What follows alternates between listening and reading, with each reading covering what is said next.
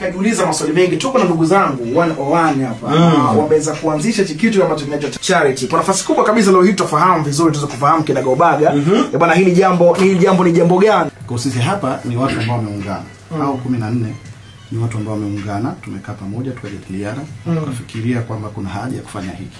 Kwa ndo kwanza tumeanza, sio kama mwaka huu ndo mara ya kwanza, tulishafanya hapo nyuma. Lakini hamkuwa kama foundation. Hatukuwa kama foundation. Ndio maana tukaja na jina na logo na tukawa na slogan yetu ambayo inasema Love in Action.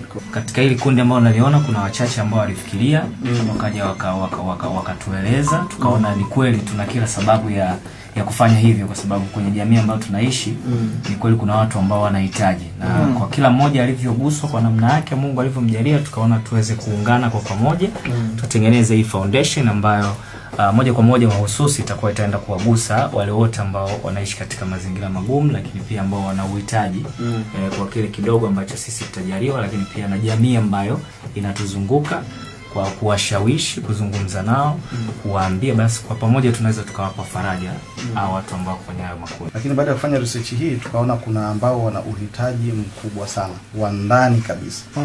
Kwa mfano kama sehemu tulipoenda, kuna sehemu ambapo walikuwa wamepanga na mwenye eneo akawa ametaka kurudishiwa nyumba yake.